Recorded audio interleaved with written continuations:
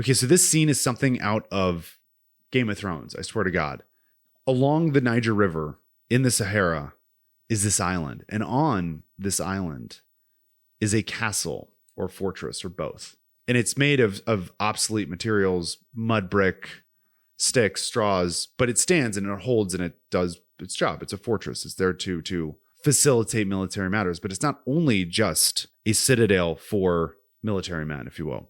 It is also a religious sanctuary. And specifically inside of this fortress, we have this, again, just to remind you, this is the 11th century, early on, a group of Bedouin tribesmen who had just converted to Islam. And they like many of the earliest believers of Islam, they are fundamentalists.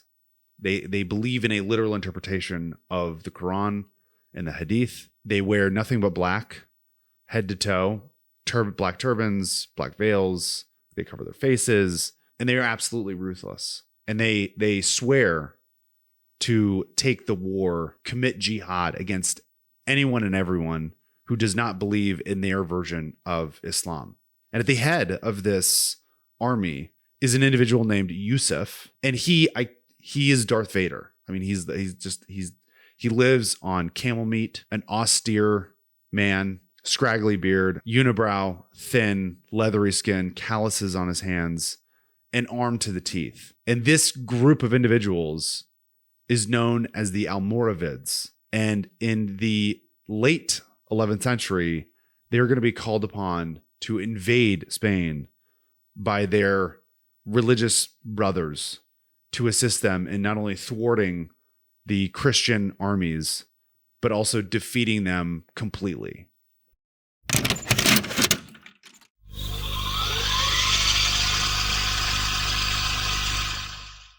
All right, so quick sidebar. If you've got a truck with a cap and you like being outside but don't love sleeping on the ground, there's a setup from DAC Tents you should check out. No poles, no drama, just toss it over the shell and boom. You've got yourself a weatherproof camp setup in minutes. They've got options for different truck sizes and SUVs.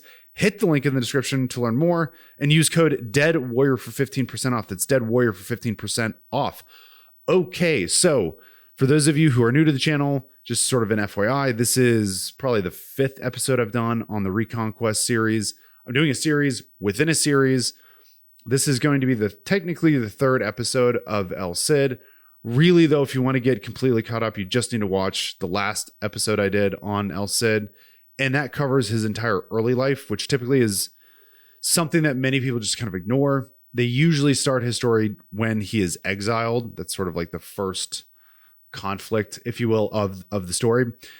So that is where we are going to be. That's where we left off last time. That's where we're going to pick up today. But real quick, because I know there's a lot of information. It's super convoluted. There's so many different names. I'm going to do a quick recap of what happened, where I left off. And that way everyone is caught up. Again, it's a 30,000 foot glance down.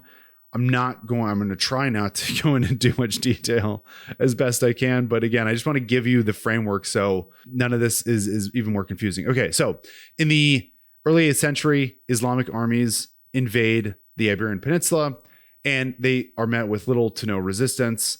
They take over very quickly what is now Spain and Portugal, roughly 90+%. There is a small pocket of native Christian inhabitants that have fled to the north in the Pyrenees Mountains. And other than that, though, they've completely taken over, and they rule this area, and they call it Al-Andalus, and they rule it with more or less an iron fist. There's the rise of the Caliphate, which is sort of seen as an Islamic emperor, if you will, and that takes place in Cordoba in the south. I did a whole episode on that, so you can go back and watch all about that and go into a lot of detail. It's really fascinating. Go check it out. But the Caliphate only lasts for approximately 100 years. And it eventually basically just implodes by the beginning of the 11th century. And at that time, the Christian warriors in the north begin to make their move.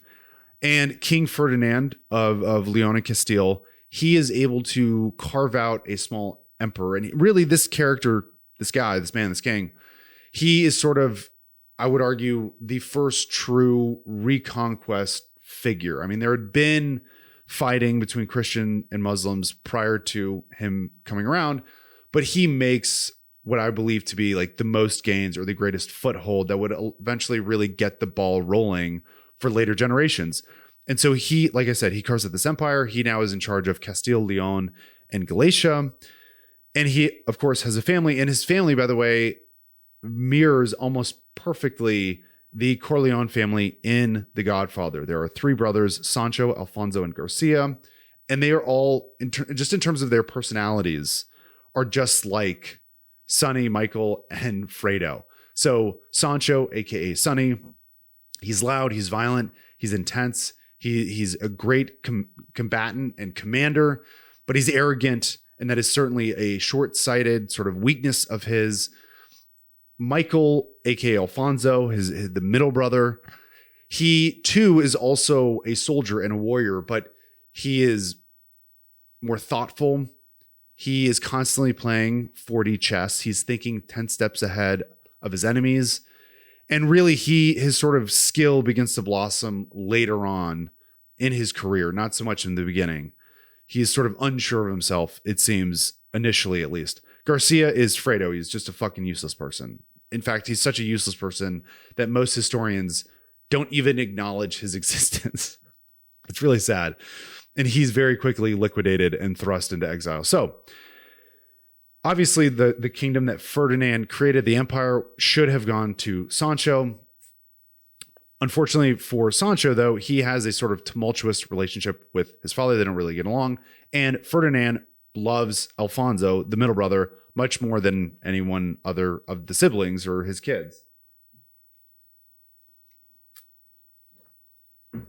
And so rather than leave the empire to Sancho, he decides, for this reason and probably many other reasons, to divvy up his empire between his three sons. Sancho is going to get Castile, Alfonso is going to get Leon, and then Garcia is going to get Galicia. Meanwhile, El Cid is raised within the court of King Sancho. They are something like 3 to 5 years apart in age. So they grow up together. He learns how to become a knight in King Sancho's court, or Prince Sancho, I guess. Eventually, he does become a knight, and they're inseparable. They are best friends. El Cid loves his liege lord. And of course, Sancho loves him. And one of the reasons he loves him so much is because El Cid is just the Michael Jordan of knights in this period. I mean, the guy just is impossible to defeat. And this becomes very apparent, very obvious when Ferdinand I dies. The brothers, for a moment, kind of pause, and they don't go to war with each other, even though everyone is very aware that they are going to go to war with one another. But they wait until their mother dies, and then civil war breaks out. The brothers attack each other. Garcia, like I said a minute ago, he is just nothing. He gets defeated and just exiled. Nobody respects him. Alfonso and Sancho have their war. Alfonso loses, and he is exiled to the city of Toledo, which is what is known as a Taifa Islamic kingdom after the fall of the Caliphate. All of these different sort of castles and regions and cities became their sort of own independent autonomous kingdoms known to or referred to as Taifa kingdoms. And so by January of 1072, King Sancho and El Cid are on top of the world. I mean, they've just reclaimed or reconquered, I should say, their father's, well, King Ferdinand's empire. And it was largely thanks to El Cid. Contemporary scholars from this period, as well as historians today, both agree that had El Cid not been his standard bearer, sort of the commander of his troops, that there is at least a decent possibility that Sancho may have not won this war. So Alfonso looks to El Cid and clearly I want to say blames El Cid, but he sees El Cid as the sort of the man who stomped out what could have potentially been his kingdom. Unfortunately, though, in October of that same year, Sancho and Rodrigo Diaz have brought their army. They're quelling a rebellion. And during this siege, King Sancho is assassinated. His entire army it's chaos. It's a chaotic scene. They melt away. They don't know what to do. Everyone's freaking out. Who's going to be king? We just won this empire. There's no obvious choice standing in the wings, with the exception of Alfonso, who, of course, is now in exile. Eventually, they pull Alfonso out of exile, but there is a problem. And the problem is many people assume, probably rightfully, that Alfonso had something to do with his brother's assassination, which is a huge no-no. Also, he was probably in cahoots with his sister Ulrica because they were very close, and obviously both Ulrica and her brother Alfonso hated Sancho. So everybody, rumors are flying, there's gossip, and this just shows, by the way, how loyal El Cid is to the Christian cause and more specifically Castile. Because again, his best friend, his liege lord, his entire career has just gone up in flames, potentially because Alfonso assassinated his boss. And so he's got to go to Alfonso and basically have this sort of meeting of the minds and say, like, did you assassinate your brother? And Alfonso was like, no, I didn't assassinate my brother. And El Cid says, if you make an oath that you didn't kill your brother, I will serve you, which is incredible. I mean, these two guys just were at war with each other, at each other's throats. Rodrigo was responsible for killing just countless amounts of Alfonso's knights and men. He was the reason why he was defeated in battle generally and was forced into exile. And so Alfonso also has to somehow trust this individual that he's not going to just sneak up in his bed and kill him. Anyways, they come together, they agree to work with one another, and El Cid becomes a vassal of Alfonso. Everything is sort of hunky-dory for approximately 9 years. But it's worth remembering that both Alfonso, according to contemporaries, Alfonso and his nobles do not trust El Cid. And this all sort of comes to a head in 1081. El Cid executes an unauthorized military attack. He is brought up on charges, if you will, against the king for doing such a thing. And because of King Alfonso's entourage, they basically influence him. The sources tell us how jealous they are of El Cid and his military prowess and his success in the field of combat. And so he's forced out. He's exiled now from Castile and Leon. And the first thing he does is he takes his army, his retinue. He has approximately, I believe, like 300 men. His nephews are there as well. They first go to a Christian kingdom in Barcelona where they're turned away. And they're looking for work because this is how men, specifically how El Cid and knights made their money, was they worked for a liege lord, went to war. Goes to Barcelona, doesn't work out. Eventually he goes to Zaragoza, which is another Taifa Islamic kingdom, and an individual named Al-Mu'min hires him, which was a very, very wise decision because he is about to go into another familial war where Al-Mu'min is going to fight a relative of his, and El Cid is going to be an absolute boon for his army and have a ton of success. And he also, by the way, fights these Islamic armies end up hiring Christian armies because they're very, very wealthy. And so for quite some time, El Cid is in exile fighting for a Taifa king. And we're going to talk a little bit more about that later. Okay, that's where we left off last time. And now we're going to pick up the story from the exile. So while El Cid is in the east, fighting these wars, Alfonso goes on the warpath. What you need to understand is, while his father Ferdinand I was conquering, defeating Muslim armies throughout the Iberian Peninsula, one of the things he did was when he would defeat, let's say he would lay siege to Toledo or Zaragoza or Valencia or any one of these sort of major cities. Even if he defeated them, there was a problem. The problem was he did not have the manpower or the people that he could bring to that city that would be loyal to him, Christians, and there weren't enough Christians there that he could basically take over the city, and it was then his city. So what he would do instead was he would defeat Islamic armies and say, hey, okay, if you want to remain in power, that's fine, but every year you have to pay me a tribute, an extortion tax, if you will. And it was a vast sum of money. And so he was basically just getting paid and becoming richer and richer, funding his sort of military machine to go continue to wage war against other Islamic groups by getting paid by these Taifa Islamic kingdoms.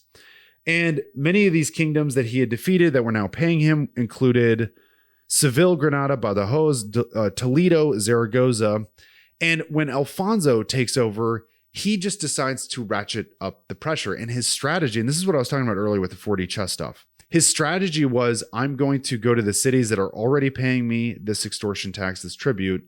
They're going to have to pay me more, number one. And then I'm going to go wage war against every other Taifa king that is not already paying me this tax.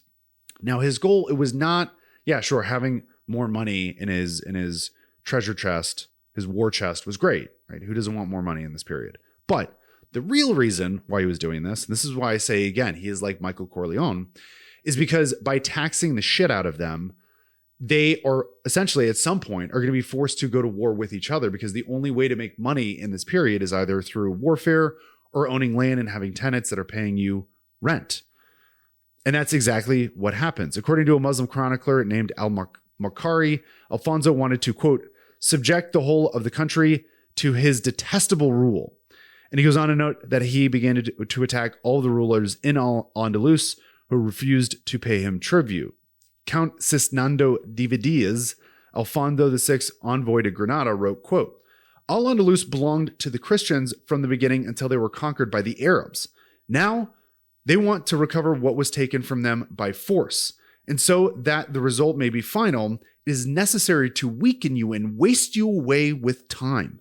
When you no longer have money or soldiers, we will seize the country without the least effort. So in essence, what he's saying here is, it's pretty obvious. We're going to tax the shit out of you. You're going to go to war with each other. And when there's nothing left and you're completely weak, we are just going to completely take over this entire region. And by that time as well, we could start to colonize and bring actual civilians in who can build a society that can pay for taxes.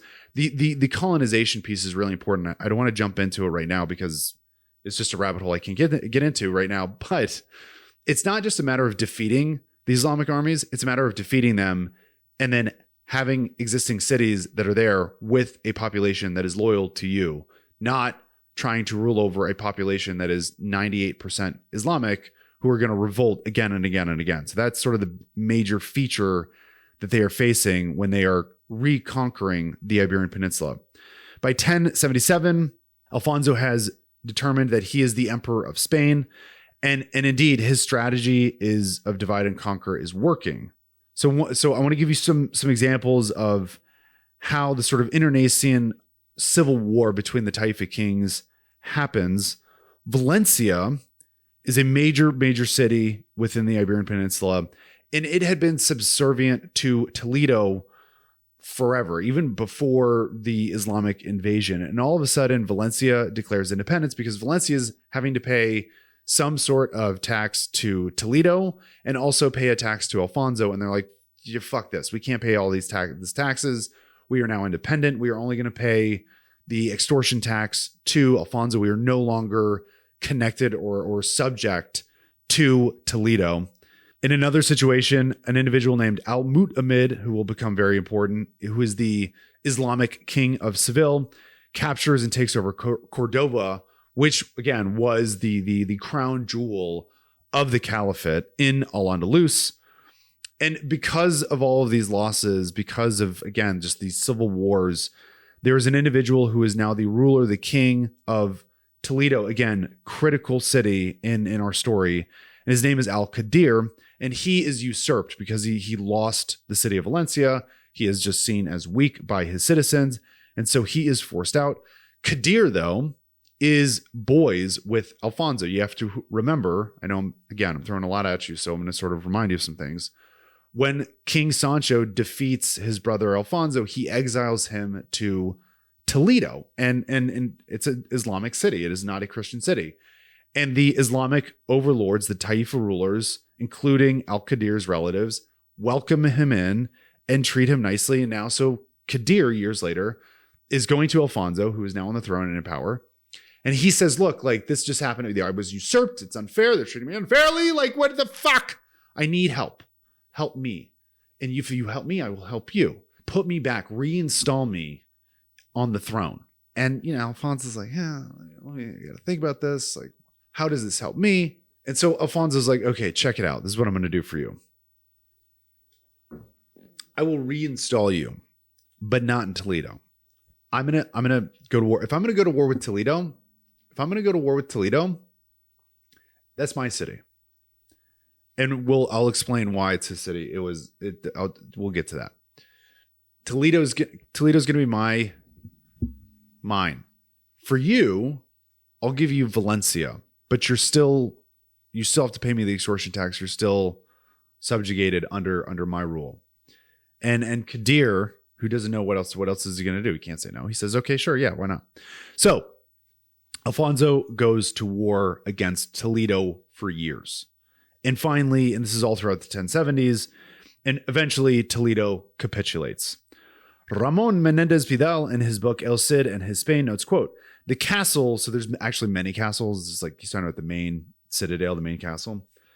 The castle, owning to the strategical and political importance of Toledo, he henceforth adopted as his principal residence, situated on the heights that made it impregnable and encircled by the great river Tagus. Toledo provided the Christians with a new kingdom and a stable frontier, which, commanding the Tagus as it did, rendered the ancient boundary of the Douro Valley obsolete. Okay, I just want to unpack this for 2 seconds. What he is really suggesting here is for hundreds of years, there was this region known as the Douro Valley. It is sort of in the central, north central area of the Iberian Peninsula. And this was the no man's land. This was where the frontier war predominantly between the Christians and the Muslims took place. Obviously, the Christians in the north, the Muslims in the south. And you couldn't really, it was fundamentally inhospitable. You couldn't really colonize this area because there was just so much war going on. And that was, like I said, that was sort of the boundary between North and South, Christian and Muslim. And basically what Pidal is saying here is the Douro Valley is no longer the boundary. Alfonso VI, by taking Toledo, has pushed his, what we would refer to today as white space. The white space has now been moved even further south.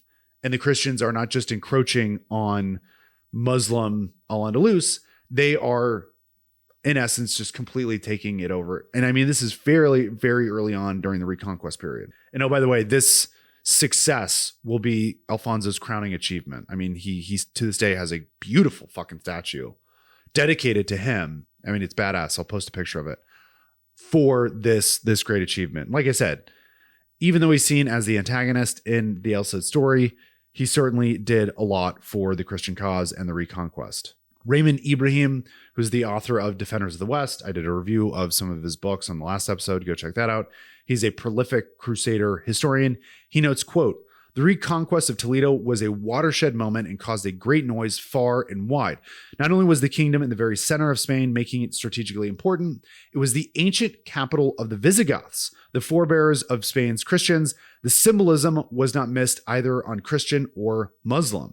Alfonso obviously recognizes this is a massive achievement, but if he wants to maintain this foothold, he needs to, again, 4D chest, realpolitik. How am I going to rule over a city that is predominantly Muslim and not have a war on my hands or some sort of revolt every 30 seconds? So what he does is he does the opposite of what a lot of, or many, Islamic rulers had been doing in Al-Andalus. And he goes to the Muslim population in Toledo and says, look, you can keep your mosques. You can continue to practice all of your sort of social, cultural, religious norms, your laws, Sharia within your own communities.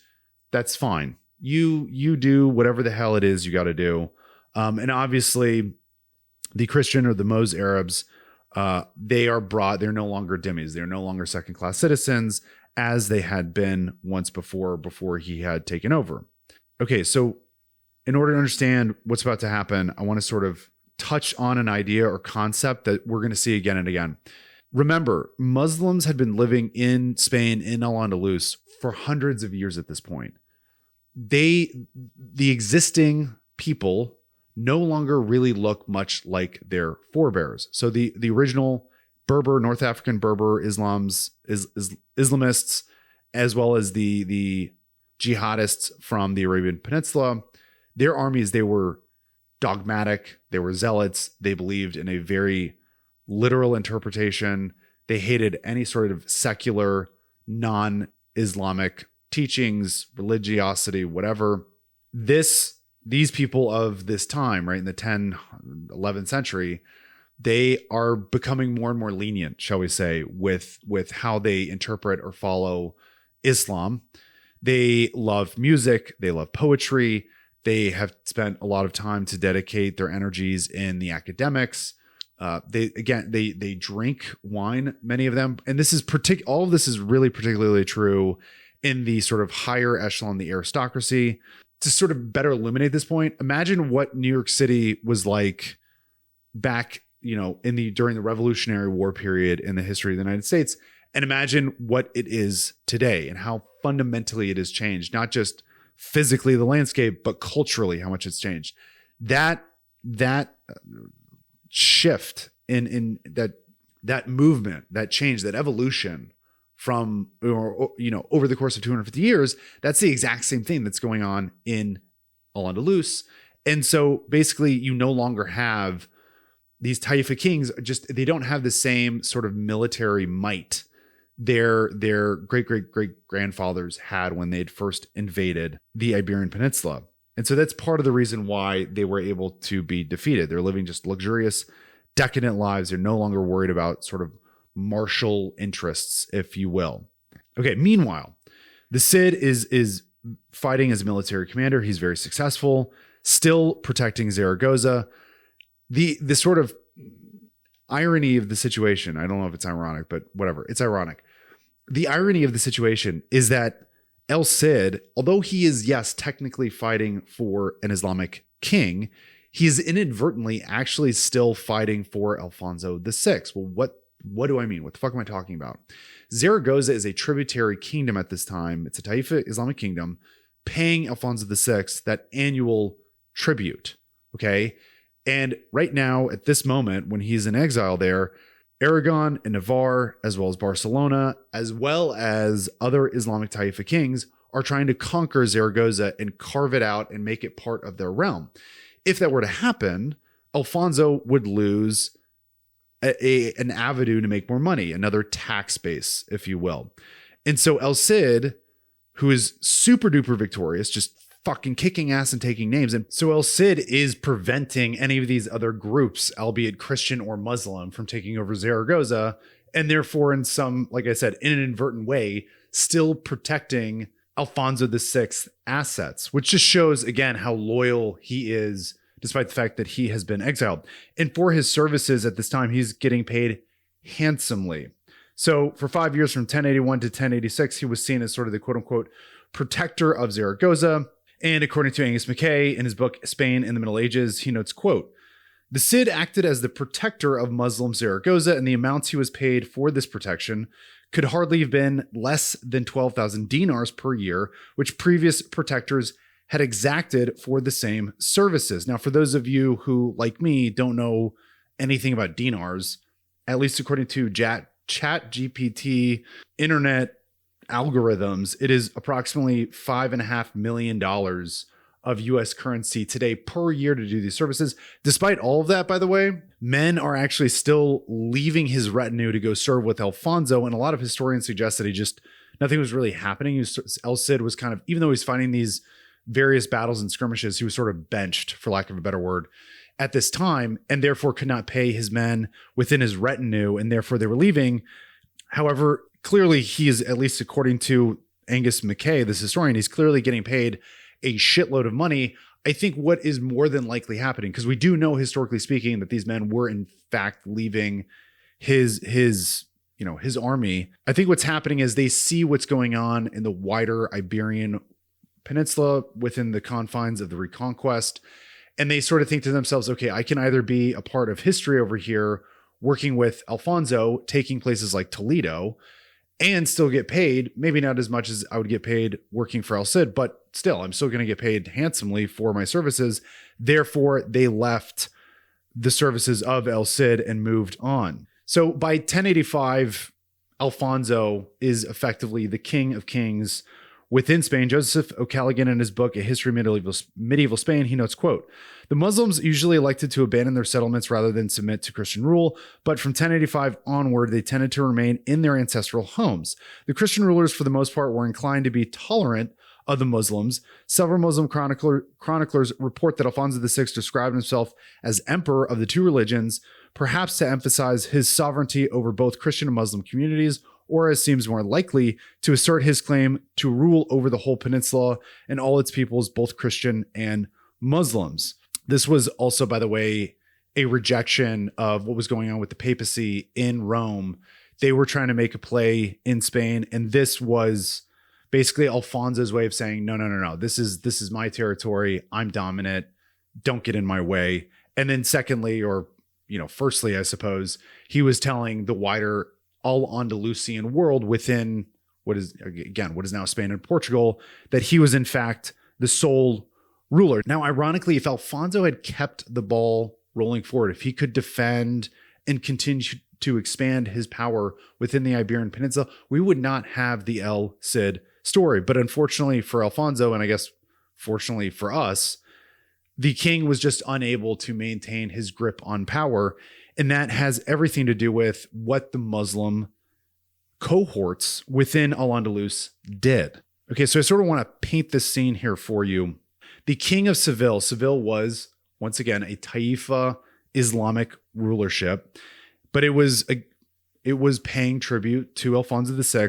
But the king there, Al-Mu'tamid ibn Abad, was not going to just continue with what's going on. He's seeing what's happening. He's seeing his Islamic world within Europe coming apart. A generation ago or two, there was an individual named Al-Mansur during the Caliphate, towards the sort of later end of the Caliphate. And again, go back, you can watch the episode. I go into a ton of detail here. But there's an individual named Al-Mansur. He was sort of the right-hand chieftain, war general, if you will, for the Caliph. He himself was obviously not the Caliph. But with that said, he was kind of the de facto leader. So he was basically ruling all of Al-Andalus. The Caliph at the time sort of took the back seat, and he waged war and jihad against Christians like no other. His rule was absolutely devastating. He even to this day, he's sort of seen as a legendary Islamic figure, and the Christians just despised him and feared him greatly. So Al-Mahmud, the king of Seville at this time, which is approximately 80 years later, maybe he doesn't remember Al-Mansur, but he certainly knows his name. He knows what he did.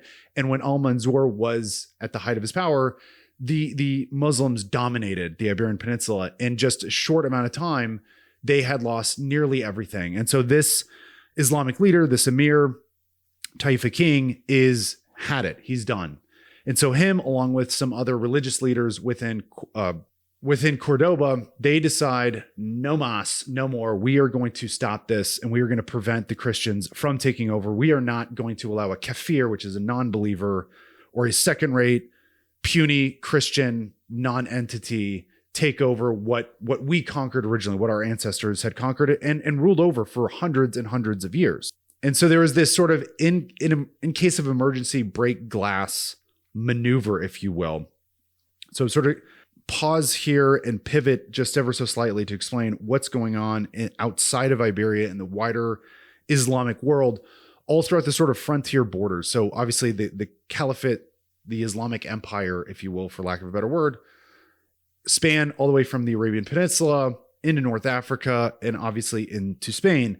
And along the frontiers, they are running into, shall we say, these Bedouin tribes. So specifically, what is important to us in this conversation, there is a group of individuals who clung to Islam, and they were new believers, so to speak. And much like the earliest Muslims, they had a literal interpretation of the Quran. They had not been spoiled by luxuries or decadence like the individuals specifically in the aristocracy within Al-Andalus. And they were warriors, they were fighters. Again, much like the Bedouin tribes who first started Islam and began to spread it, they are effectively one and the same. They are absolutely terrifying. And for the first half of the 11th century in North Africa, in the Sahara, they are expanding. They are going to war with every non-believer they can find. They are austere.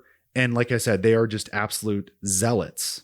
This one particular group in Africa were known as the Almoravids. And this is such a cool story. So they literally were, their stronghold, if you will, was on an island in the Niger River. And so you have to imagine like all of these young men clad in black garments, and they're going into this fortress, this castle that's presumably made of mud and brick and straw.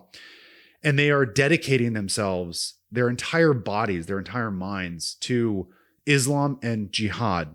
And so they're on this island, and from there they just break out and they go to war with, like I said, everybody who is a non-believer, and they despise Muslims who are not in line with their sort of interpretation of the Quran. And so they look to the individuals in Spain, obviously, and they are disgusted by the way they dress, the way they act, the fact that they are secular in many ways. They are focusing a lot of their time on poetry and the arts, so on and so forth. Raymond Ibrahim, he writes this, quote, austere and pious, today, quote unquote, radical, the Almoravids were Muslim zealots who, as their name denotes, devoted their lives to waging jihad along the frontiers of the Niger and Senegal rivers. They enforced the draconian dictates of Sharia on their subjects and warred on infidels.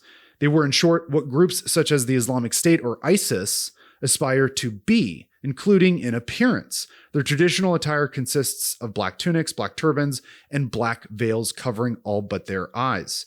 Joseph O'Callaghan, he adds this, quote, the Almoravids who covered their faces with a veil were fanatical Puritans who insisted upon a rigorous observance of Muslim law, condemning the use of wine, the imposition of taxes not sanctioned by the Quran, and the custom of having more than the 4 wives permitted by law. And finally, Pidal, he notes this, quote, they began to re-Islamize the savage nomads of the Sahara, expounding the Quran with its doctrine of hellfire, absolutions, alms, tithes, and other religious duties. The first devotees were known as the Almoravids because they were bound by special vows to wage holy war against the Sudanese idolaters in the Rabida, or frontier castle. That's the castle I was talking about on the river. That the fakir, or chief, had built an islet in the river Niger. The Almoravids were still far from adopting religion mainly for the wealth and advantage it might bring them. They accepted it with all the sacrifices it implied. In the lands they conquered, they punished impiety, interdicted marriage with more than 4 free women, burnt the wine shops, and destroyed musical instruments as being corruption of morals. And their leader, he's Darth Vader. Like, I don't know any other way of describing it. His name is Yusuf ibn Tashfin, and he was a ruthless, shrewd Berber. I mean, this guy is tougher than nails, to put it lightly, if not tougher than that. He's the self-declared emir of the region, but he also recognized the Abbasid Caliph in Baghdad. So we do have a description of him. He was, obviously dark complexion. He had curly hair, a hook nose, a unibrow. And I mean, this guy he lived an austere life. I mean, he had no taste for a life of pleasure, is what is written of him. Pidal notes this, quote, he who thus came as the savior of Mohammedism in Al-Andalusia was an old man of 70, lean and swarthy, with brows that met, straggling beard, and a piping voice. He'd been born in the Sahara long before the conversion of his Lamtuna tribe, and his soul still burned with all the fervor of a neophyte.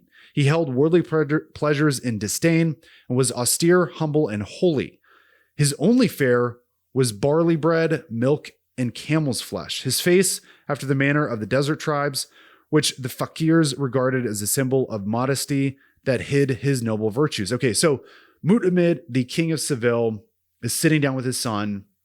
You can imagine they're in some sort of castle of some kind, and they're having this dialogue back and forth. And Mu'tamid remembers the time of Al-Mansur. He sort of remembers this time before Ferdinand I, when Islam was dominant in the Iberian Peninsula, and he sees all of the land that they are ceding to them. He is seeing the Muslim people subjugated or subjects of the Christians, and in particular, obviously, King Alfonso.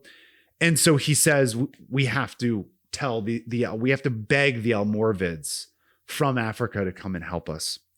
And his son is like, Dad, if they come, we lose everything. If they come, we will no longer be the rulers. We will lose everything. They're going, like, I like the academics. Yes, I am a pious Muslim. I believe in the Quran. I believe in Muhammad the Prophet, but we have a different lifestyle than these guys. And they are going to not just disrupt it, they're going to absolutely destroy it, because we know the type of Islam and Sharia they will want us to practice. And Mu'tamid, the king, he argues this. He says, quote, I do not want to be cursed from the pulpit of every mosque of Islam. And since I am bound to choose, I would sooner be a cameleer with the Almoravids than a swineherd among the Christians. And so him with a variety of Sharia judges or qadis agreed that Mu'tamid must come, and they wrote Yusuf and said, hey, please come and help us. We are losing this war against the Christians. Angus McKay writes this, quote, under the Taifa rulers, for example, the jurists or al-Faqihs, who regarded themselves as the custodians of the Malikite orthodoxy of Al-Andalus, had become sharply critical of the profanity and irreverence of princes and aristocrats. Rulers seemed to delight in the luxurious corruption of their courts, and by the imposition of taxes contrary to the revealed law of Islam, they aroused widespread resentment amongst the population. The al-Faqihs therefore encouraged support for the Almoravids, and the latter found their rise to power facilitated by the gulf between the Taifa rulers and their subjects. Indeed, the jurists issued a solemn sentence in which they declared the rulers to be libertines, corrupters of the populace, and enemies of the religion, whose deeds had rendered them unworthy of ruling over Muslims. The emir of the Almoravids, Yusuf ibn Tashfin, had not only the right, but the duty to depose them and impose religious orthodoxy and unity. So I'm just going to try to paint this picture. Imagine Yusuf with his Almoravid army arriving in Al-Andalus, let's say in Cordoba. And Cordoba was the crown jewel of the caliphate. I mean, it was this stunning, beautiful city that was decadent. The architecture was absolutely incredible. And the people there were very wealthy, and they dressed as if they were very wealthy. And so they had these beautiful clothes embroidered. And then these guys from North Africa show up. It's like, it reminds me of in episode 1 of Star Wars, when the Federation, aliens or whatever, I can't remember, the Trade Federation, there we go. They are on the sort of screen with Darth Sidious and Darth Maul, and they need their help. They're losing the fight. And so you see these guys in these beautiful robes, and they're talking to these Sith lords that are just, again, in these sort of modest, dark cloaks. This is very much the same situation. And the Almoravids, much like Darth Sidious and Maul, are going to step in and do what is necessary. Ibrahim notes, as the Almoravids are coming, and after the fall of Toledo, Ibrahim notes this, quote, now thousands of, quote, the wearers of the veil and the sheiks, as well as their horses, camels, and engines of war emerged from barges and marched onto Seville. So Yusuf is coming with his Almoravid army. And by the way, as we're going to see in a moment here, he absolutely despises the local Taifa rulers and their way of life, if that hasn't been made completely clear. Regardless, he knows he needs them as part of, not necessarily an auxiliary force so much, but if he's going to defeat the Christians, he's going to need the biggest army he can get his hands on. And so Yusuf obviously teams up with the Taifa lords and all of the mounted warriors, knights that he can bring to bear against Alfonso. Alfonso quickly gets word that Yusuf and the Almoravids are coming. He has heard of them. They are terrifying, certainly, but he is not going to go down without a fight. And so the first thing he does is actually goes to the Taifa lords and it's like, hey, look, like, I'm really sorry. I know I was taxing the shit out of you guys. I'm going to throw you a bone. I'm not going to tax you as much. And we're good. And the Taifa lords, the Islamic kings, are like, go fuck yourself. And they completely just blackball them. And they cut off every line of communication, because they too are going to join Yusuf and the Almoravid armies, because they are sick and tired of having to pay the tribute and also having to sort of bend the knee, if you will, to the Christians of the Iberian Peninsula. So as I said, Alfonso raises the alarm, and he brings every knight he can bring to bear, up to and including an individual named Alvar Hanez, who is sort of the protector, if you will, of a location known as Valencia, which I've talked about previously many times.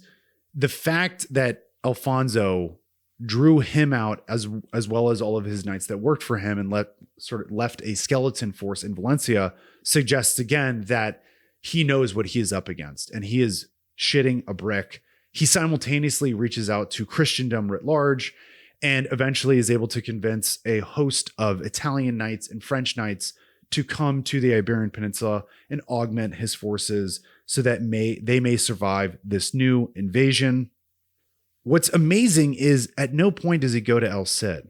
I mean, he knows El Cid is the best fighter potentially in the entire Spanish world at this point, and yet he still does not call him, which to me suggests that literally the last thing he wants to do is bring back El Cid. Why?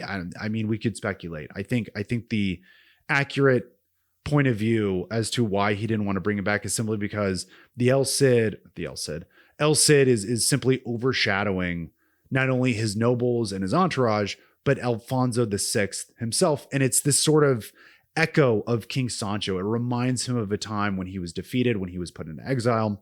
And so even though this enemy army is amassing in the south, he still does not call his former colleague and vassal. So Alfonso raises this army and he is determined to fight this war in the south, not in the north. And obviously part of that has to do with the fact that he's rather would fight it in sort of Muslim-held territory rather than the Christian-held territory. And so he is on the move. And eventually he gets to this area known as Badajoz, which is the southwestern-ish region of Al-Andalus. And he is approximately 5 miles from the enemy army, the enemy encampment. And Yusuf has brought to bear, obviously, the Almoravid army, and then a huge contingent of native Andalusian knights, Islamic knights, that are led by the Taifa Islamic lords. And like with any sort of battle in this period, what is sort of very common, if you will, is they would pass messages along with one another. Will you surrender? Let's try to drop some terms and parlay. Okay, we're going to have the fight. When are we going to have this fight? And Yusuf sends a letter to Alfonso VI and says, hey, I'm going to give you the option of either you can convert to Islam, you can become a dhimmi, we're going to tax you and subjugate you, or you may die. And obviously Alfonso tells him to go ahead and eat a dick. Now they had apparently decided that they were going to fight, or determined they were going to fight this pitched battle on a certain day. But the Christians sprang an ambush of sorts on Friday, October 23rd, which in Islam is their Sabbath day. And I just want to note too, I know in a lot of film, it appears as though sort of large scale pitched battles are somewhat of a normal occurrence, that many of the medieval armies were not only willing to do it, but that's what just like how they operated in times of war. And actually it's the opposite. Pitched battles are very rare.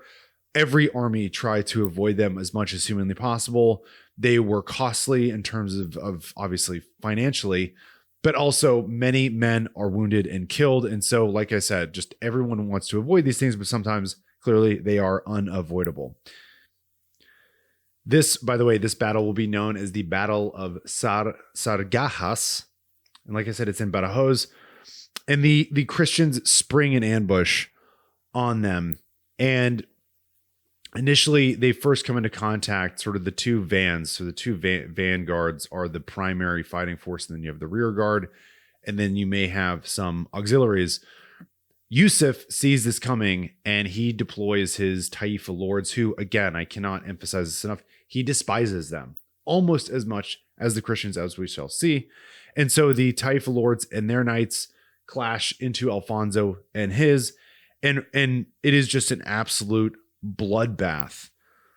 The Christians were led by Alvar Hanez of Valencia, and after, quote, death exercised its fury, and the, quote, furnaces of war burned with additional violence, according to contemporaries, the Christian knights routed Mo'tamid and his Al-Andalusian army. Now, just in case you forgot, or just to remind you, Mo'tamid is the Prince of Seville. So imagine the situation.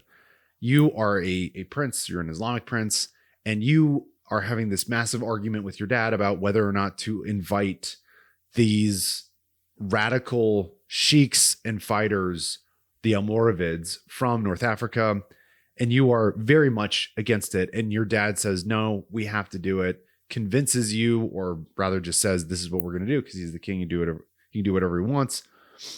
And then you find yourself a month later at this battle on the front lines in a situation that you did not want to find yourself. Like the Prince of Seville didn't want this to happen. He didn't want to be at this battle. And yet he finds himself there trying to do his duty. And he indeed fights bravely. And in the contemporary sources, it tells us that he was wounded 6 times, but despite his efforts, Alfonso and his knights break through and rout, like I said, they rout and destroy the army. And Yusuf, the leader of the emir of the Almoravid host, is watching all this happening. And he says this, he says, quote, "Let the slaughter continue a little while longer. They, no less than the Christians, are our enemies," which again just shows the antipathy. He hates the Al-Andalusian Muslim. While all of this is happening, Yusuf has effectively used the Taifa lords and their knights as a diversion. And while they are having this battle, he does this wide flanking maneuver and hits the Christian camp. And so now he is behind them, but so what you have currently at the moment of the battle, you've got the Christians that are in the Almoravid battle camp, and you've got the Almoravids who are now in the Christian battle camp. The difference being Yusuf had planned for this all along. The Christians obviously did not. And so what Yusuf had done in preparation for the situation, he had divided his army between the Taifa lords and their knights, the Almoravids, and then he had a whole host of well-trained, well-organized auxiliaries that were basically ready to ambush and crush the Christian army once they had made it to their camp. So Alfonso at this moment, he realizes what's happening. He knows what's going on. He knows that Yusuf and the enemy are now in their camp. And he can only surmise that they are just laying waste to everyone and everything that is in front of them. So he gets together with his commanders and he's like, "Yo, guys, abandon this. Fuck the camp. We got to go get Yusuf. We have to protect our war train because we're just not ready for this. Our rear guard wasn't prepared for this. They're about to get slaughtered. Let's go back." So they turn around and begin to return to base. But unfortunately for them, there was a whole host of individuals, Christians, who are fleeing from their camp. And simultaneously, they were failed to communicate obviously in this sort of situation when you have no technology, it's difficult to round up your knights as they are disorganized everywhere and say, "Hey, we're going back to base." And so as they try to go back to base, they basically are just running into each other. They're completely stalled on the field of battle. Simultaneously, Yusuf mobilizes his forces and just goes on the hunt. I mean, he just starts to kill everyone, and it is an absolute bloodbath. Yusuf wheels his army around with great efficiency and fell upon the Christians, who essentially were just sitting ducks. As I said a moment ago, the Almoravids are bringing to bear different types of not only individuals who are specially trained, but also different animals, beasts of burden, if you will, that completely change the game in a way it's not that they're more deadly, it's that it's just a new tactic that the Christians don't know how to deal with. Pidal, he says this, quote, "Their weird drum beating, which so dumbfounded the Christians, is an indication in itself of the new tactics brought into play by the Almoravids, whereby compact masses trained to regular rhythmic and unfaltering action moved with one accord in obedience to successive orders. The idea of grouping the various units under their own banners adopted by the Almoravid army at the same time as the drum, and the employment of bodies of Turkish archers who fought in regular parallel ranks provide further evidence of this new method of warfare. The Christian knights, accustomed for the most part in single combat, where individual courage determines the issue, were nonplussed. In spite of their better armament and superior skill, they realized their inferiority before the steadier massed formations whose onslaughts they were unable to withstand. According to Ibrahim, Yusuf, quote, unleashed his elite African guard, who were naked black slaves and served as auxiliaries, armed with hippo hide shields, daggers, and spears. And Alfonso is on horseback, hacking away at everything in front of him. And he sees one of these slave individuals armed with a dagger come at him, and he attempts to take his head off with a blow from, obviously still on horseback. And this individual, this enemy, is able to slip under the horse's neck. And as he's coming up on the other side, he takes his dagger and stabs Alfonso through the thigh and literally pins his leg to the saddle. And at this point, everybody's fucked up. The army is in complete disarray. And now that Alfonso is critically wounded, they're just done. They're like, we have to retreat, full scale route. Let's get out of here. So Alfonso, along with 500 of his knights, exit the battlefield as quickly as they can and retreat back to Toledo. Meanwhile, the Almoravids and the jihadists begin to do what they had done, sort of standard practice after such a huge victory. They take roughly 2,400 of the Christian dead. They stockpile them in carts, but not before beheading them. And they ship these heads all across Al-Andalus as, quote, material proof of victory and a reminder of the fate of all who dare to resist Allah and his advance. A couple of critical points. This loss for Alfonso was indeed devastating. Huge swaths of his army were killed. This sort of silver lining. There's two main points, though. Because Alfonso rightfully did not want to wait for the enemy to come to him, he came to the enemy, and this battle was fought on this plain that was really not critical in terms of just strategically in the Iberian Peninsula. It's not as though he just locked himself in his castle in Toledo and let the enemy lay siege to Toledo, and he lost the city of Toledo. So they took this battle, they took the fight to the enemy, they did lose, but it wasn't as devastating as much as it could have been if they had fought the battle elsewhere. The second point is, I may be getting this wrong, I'm trying to remember exactly. Yusuf, you would assume after this great victory, he would just continue what he is doing on campaign and expedition and push into the north, into Christian-held territory. But apparently one of his sons, who was still remaining in North Africa, he discovers he dies. He gets word that his son has passed, I believe, in battle. And so he decides, now that he's defeated the Christian king, that he's going to leave a contingent in Al-Andalus, but he himself is going to return to North Africa to deal with the situation there. Simultaneously, Alfonso begins to lick his wounds, and he calls upon all Christendom for assistance, up to and including Pope Urban II, who, quote, beckoned the whole of Christendom to Spain's aid a decade before he called for the First Crusade in the East. Many French knights answered the call and deployed into the Iberian Peninsula to help him. And of course, Alfonso at this point is like, I really didn't want to have to do this, but we need Rodrigo Diaz. We need El Cid back. We are in trouble. We lost many men.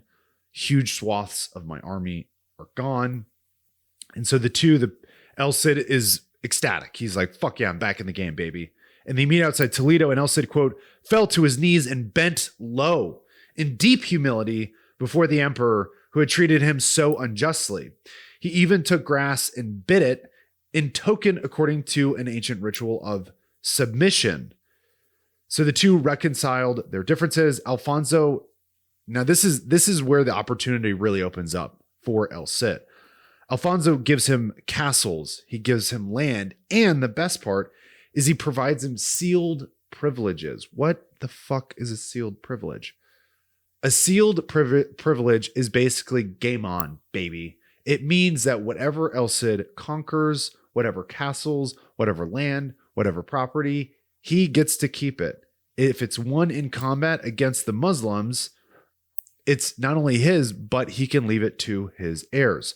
So the collar is off, El Cid is back, and the Almoravids are about to shit a brick because he is going to take the fight to the enemy. That is what we're going to talk about next time. I'm Zach Masick. This is the Dead Warrior Society. Thanks for joining me. Deuces.